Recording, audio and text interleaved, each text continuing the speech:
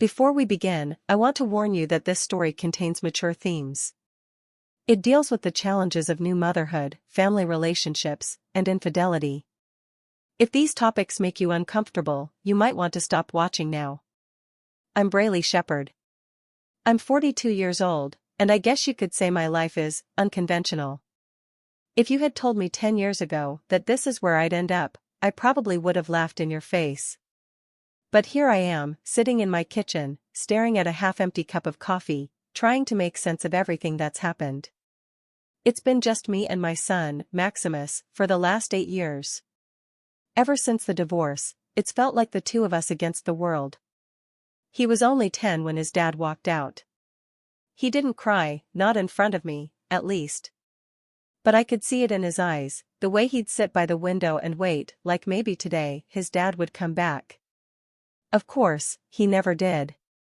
I made a promise to myself back then. I swore I'd do whatever it took to make Maximus feel like he still had a family, even if it was just the two of us. And for a while, I think I managed to hold things together. He was such a sweet kid, kind, quiet, always trying to help me around the house. But as he got older, things started to change. He started to change. And, if I'm being honest, so did I. Maximus turned 18 this year. He's not a kid anymore, but sometimes I think he's still trying to figure out what it means to be a man. He's always been a little reserved. He doesn't go out much, doesn't really have close friends. I've tried to talk to him about it, but he just shrugs it off, says he's fine. I know he's not fine, though. A mother always knows. About a month ago, he came to me with something I never expected. Something I wasn't ready to hear. He told me he'd been using my things. My underwear. At first, I didn't understand what he meant, and when I did, I felt like the ground had been ripped out from under me. I wanted to yell, to scream, to demand what the hell he was thinking. But I didn't. He looked so ashamed, so embarrassed, sitting there with his head down, unable to meet my eyes. And in that moment, I realized something. This wasn't just about what he'd done. This was about what he was feeling, about what he couldn't say. He wasn't some pervert or some monster, he was my son. And he was struggling. Struggling with feelings he didn't understand, with urges he couldn't control. And I couldn't bring myself to make him feel worse than he already did. So, I made a choice. I made a deal with him. I told him he could do what he needed to do, but there would be rules. He could relieve himself, but he had to do it in front of me. That way, I could make sure he was safe, that he wasn't crossing any more lines. In exchange, I told him I'd bring whoever I wanted into the house without him questioning or judging me. It wasn't a perfect solution, but it was the only one I could think of in the moment. Since then, things have been different. Maximus seems more relaxed now, less on edge. He still doesn't talk much, but he doesn't avoid me like he used to. And me? Well, I've started to realize that this arrangement isn't just for him. It's for me, too. It gives me the freedom I've been craving for years, the freedom to live my life without feeling like I have to tiptoe around him. Sometimes, late at night, I sit up and wonder if I made the right choice. I wonder what people would think if they knew. Would they call me a bad mother? A failure? Maybe they would. But they don't know Maximus. They don't know what it's like to see your child hurting and not know how to fix it. They don't know what it's like to feel like you're barely holding everything together, just trying to keep from falling apart. I don't know what the future holds for us. I don't know if this arrangement will work long term, or if it's just a ticking time bomb waiting to go off. But for now, this is our life. This is what we've chosen. And as messy and complicated as it is, I'm doing the best I can. For him. For both of us. If you're still with me, don't forget to like this video, share your thoughts in the comments, and subscribe for more stories like this. Trust me, there's so much more to uncover. The deal wasn't something I planned. It wasn't something I thought through. It just happened. One moment, I was sitting there, trying to figure out how to talk to Maximus about what he'd told me, and the next, The words were spilling out of my mouth like they had a mind of their own. "You can keep doing it," I said. "But I need some things in return." He looked at me like I'd just spoken in another language. His face went pale, his hands clenched into fists on the kitchen table. For a second, I thought he was going to get up and walk out. Maybe I wanted him to. Maybe I was hoping he'd say no, that he'd tell me I was crazy and storm out of the room. But he didn't. He just sat there, staring at me, his mouth opening and closing like he didn't know what to say. "What do you mean?" he finally asked. His voice was shaky, quiet. Like he wasn't sure if he really wanted to know the answer. I took a deep breath. "I mean, you can keep doing it, but only in front of me. And in return, I get to live my life the way I want. I get to bring people into the house without you saying anything about it. No judgment, no questions. We both get what we need. Okay?" There was a long silence after that. Maximus didn't say a word. He just stared at me, his brow furrowed, his lips pressed into a thin line. I could tell he was trying to process what I'd just said, trying to make sense of it. I was doing the same thing. The words were out there now, hanging in the air between us, and I couldn't take them back. Not that I was sure I wanted to. Finally, he nodded. Just a little, barely enough to notice. "Okay," he said, his voice so soft I almost didn't hear it. "If that's what you want." And that was it. That was the deal. The first time it happened, I thought I was going to throw up. I sat on the edge of my bed, my heart pounding in my chest, my palms sweating. I told myself this was what he needed. That it was better than the alternative. That I was doing this for him. But deep down, I knew it wasn't that simple. It never is. Maximus walked into the room, his eyes glued to the floor. He didn't say anything. Neither did I. We didn't look at each other, not really. I just sat there, pretending like it wasn't happening, like this was just another normal day. And when it was over, he left without a word. I didn't move for a long time after that. I just sat there, staring at the wall, trying to convince myself that everything was fine. That this was fine. It's strange, the things you can get used to.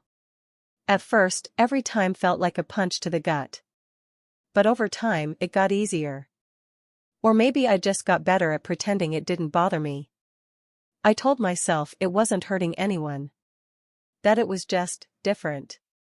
I told myself I was being practical. That I was making the best out of a bad situation. And for a while, I believed it.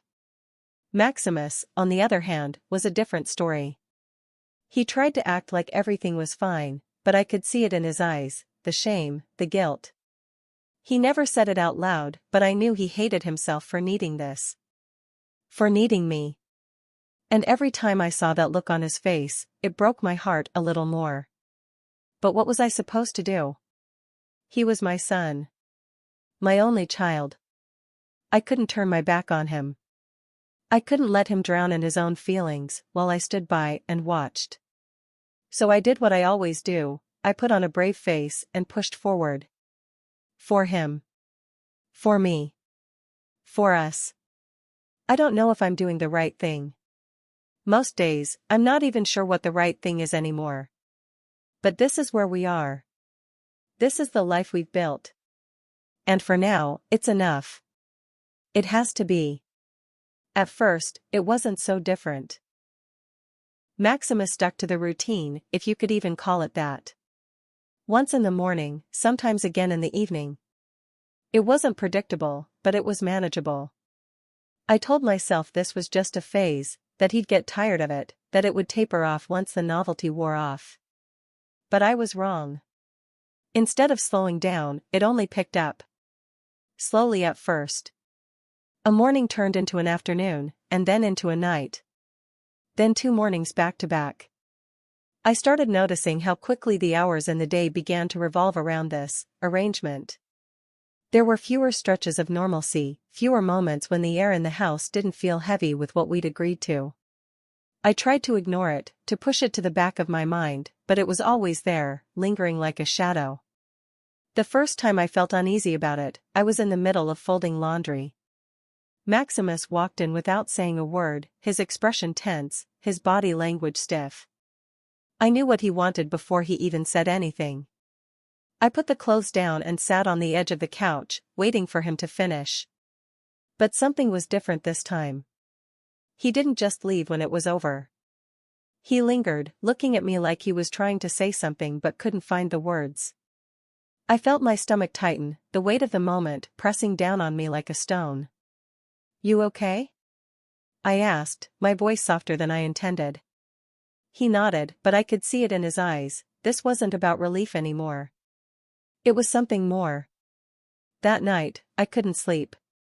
I stared at the ceiling, replaying the day over and over in my mind.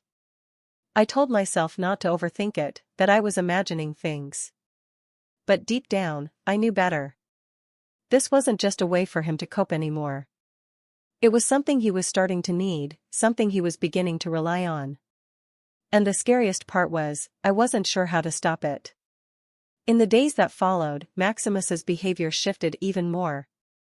He stopped trying to hide it, stopped waiting for the right moments. It was like he didn't care about boundaries anymore, like the deal we'd made was a free pass to do whatever he wanted, whenever he wanted. And maybe it was. I had given him the freedom to do this, hadn't I? The first time I teased him, it was an accident. I was in the kitchen, making dinner, when he walked in. I could feel him watching me as I moved around, his eyes following my every step. I don't know why I did it. Maybe I wanted to break the tension, or maybe I was testing him, seeing how far he'd go. But without thinking, I slipped my jacket off, letting it fall onto the counter. His breath hitched, and I turned to face him, a small smile tugging at the corner of my mouth. "Something wrong?" I asked, pretending not to notice the way his cheeks flushed. He didn't answer. He just turned and left the room, but I could feel the weight of his gaze lingering even after he was gone. After that, it became a game. I'd pull my hair up, let my shirt right up just a little too high, leave my jeans unbuttoned a little too long. Nothing explicit, nothing overt. Just enough to make him squirm, to make him hesitate before turning away. It gave me a strange sense of control, a power I hadn't felt in years. And I hated how much I liked it. But with every passing day, the line between us blurred a little more. He started seeking me out more often, finding excuses to be near me even when he didn't need to be. And I let him. I told myself it was harmless, that it didn't mean anything. But the truth was, I wasn't sure what it meant anymore. I wasn't sure of anything anymore. There was a moment, late one evening, when it all came to a head. Maximus was sitting across from me in the living room, his eyes fixed on me as I read a book. The air was thick with unspoken tension, the kind that made your skin prickle and your heart race. I looked up at him, meeting his gaze, and for the first time I didn't look away. Neither did he. The silence stretched between us, heavy and suffocating, until I finally cleared my throat and stood up. "I'm going to bed," I said, my voice barely above a whisper. He nodded, but I could feel his eyes on me as I walked away. I don't know how we got here. I don't know how I let it get this far. But here we are, caught in a cycle I'm not sure how to break. And as much as I want to believe I'm still in control, I can't shake the feeling that I've already lost it. It wasn't until Enrique Franklin entered our lives that everything began to unravel. I met him through a friend, one of those casual introductions that you never think much about at first. But Enrique wasn't the kind of man you could easily forget. He was charming in a way that felt effortless, like he didn't have to try to make you smile.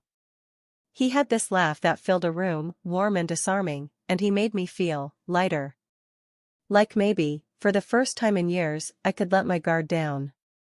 Enrique started coming over more often. At first, it was just for dinner or a drink on the back porch. But soon, he was staying later, lingering in the living room after Maximus had retreated to his room. And then, one night, he didn't leave at all. I didn't try to hide it from Maximus. That wasn't part of our deal, after all. Still, I couldn't ignore the look on his face the next morning when he saw Enrique sitting at the kitchen table, sipping coffee like he'd been there for years.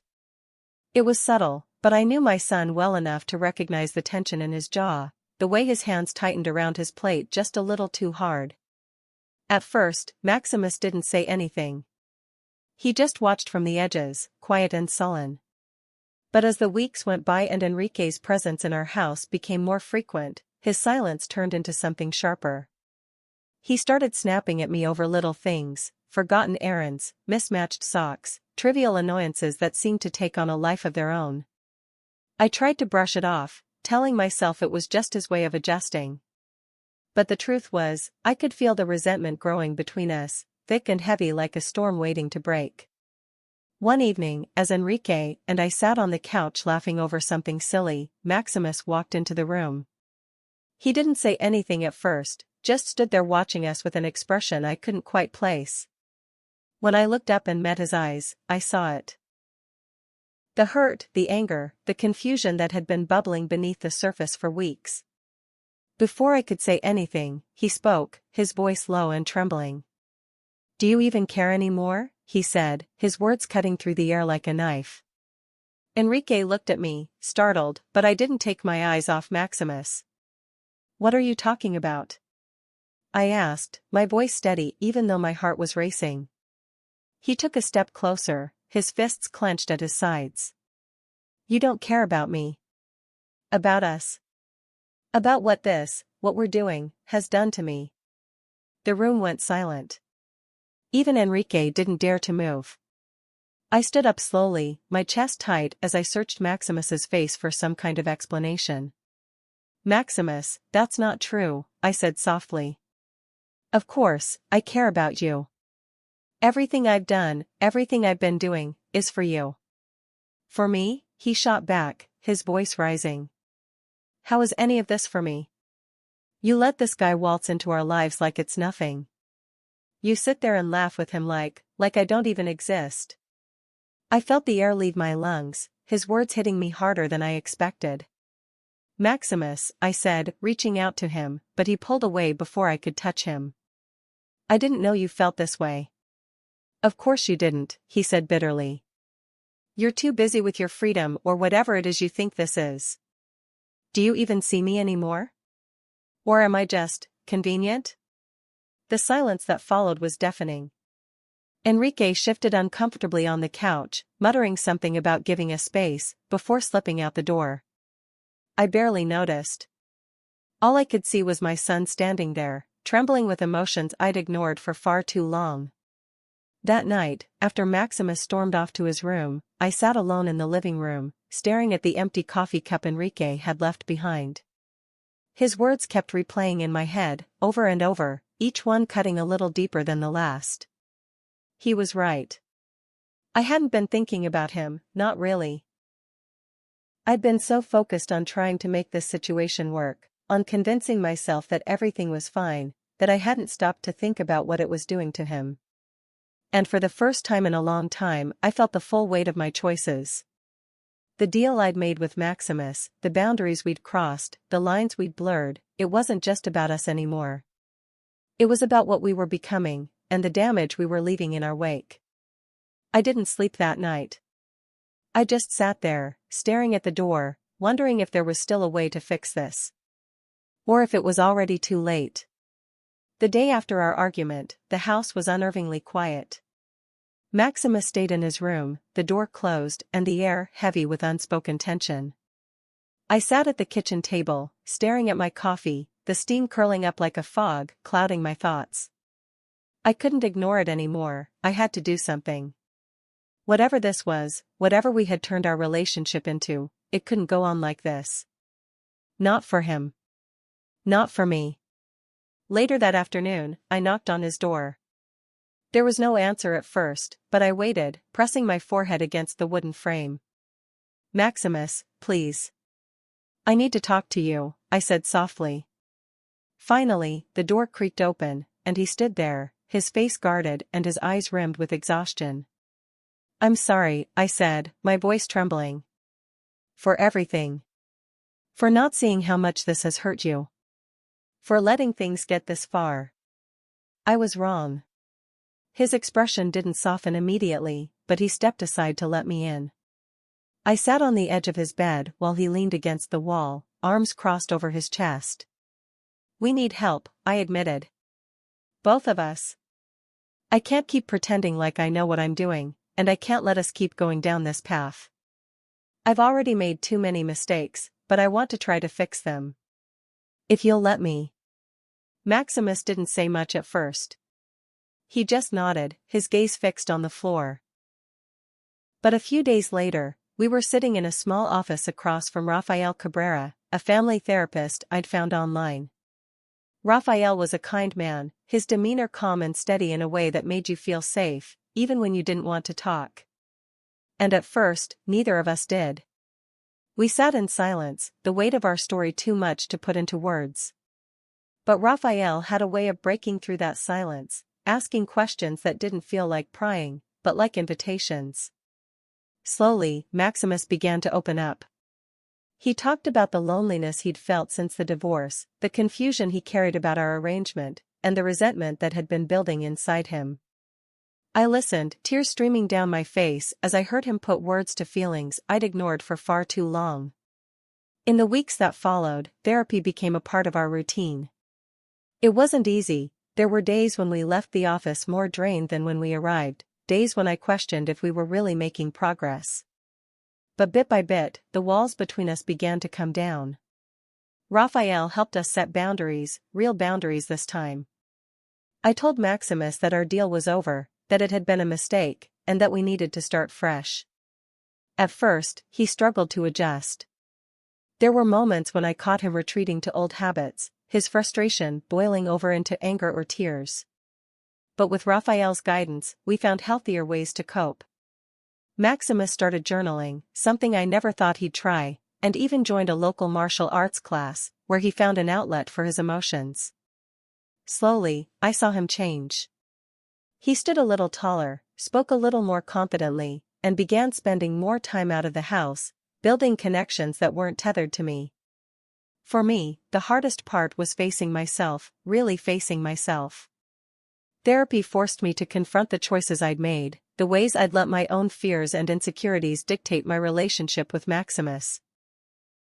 I'd spent so much time trying to hold on to him, to fill the void left by the divorce, that I hadn't seen how it was suffocating us both. Letting go of that control, learning to trust that he could stand on his own, was one of the hardest things I've ever done. One evening, months after our first therapy session, Maximus and I were sitting on the porch, watching the sun dip below the horizon. He looked over at me and said, "Thanks, Mom. For everything." It wasn't much, but it was enough. I reached over and squeezed his hand, the kind of simple gesture that spoke volumes without needing words. We're still figuring things out. Healing isn't a straight line, it's messy and complicated and full of setbacks. But for the first time in a long time, I feel hopeful. Maximus is finding his way, and so am I. And while we may never fully erase the mistakes we've made, we're learning how to move forward. Together. Life doesn't come with a manual, and if it did, I probably would have thrown mine out a long time ago. Maximus and I have been through more than I ever imagined we could handle, but somehow, we're still here. Still trying. Still learning. The house feels different now. Lighter, maybe. There's a kind of peace that comes from knowing we're finally working towards something better. Maximus has found his footing, he spends more time out with friends, more time focusing on his own interests. And when we do cross paths, it feels like we're meeting as individuals, not as two people tied up in a messy arrangement we didn't fully understand. We still have our moments, of course. Healing isn't perfect, but it's progress. For me, it's been a journey of facing myself. I've had to learn to forgive my own mistakes, to let go of the guilt that weighed me down for so long. I've had to accept that I can't always fix things, and sometimes, the best thing you can do for someone you love is to step back and let them figure it out for themselves. It hasn't been easy, but I'm proud of the progress we've made, not just as a mother and son, but as two people learning how to respect and trust each other again. If there's one thing I've taken away from all of this, it's the importance of boundaries, real ones. They're not just rules, they're acts of love. Love for the people around you and love for yourself. They're how you protect what matters while still allowing room for growth, for understanding, for connection. I've learned that accountability is just as important as forgiveness. That sometimes, the hardest thing you can do is admit you've been wrong, but it's also the most freeing. To anyone listening, I want to say this: mistakes don't define you. What defines you is what you do after. How you pick yourself up, how you face the people you've hurt, and how you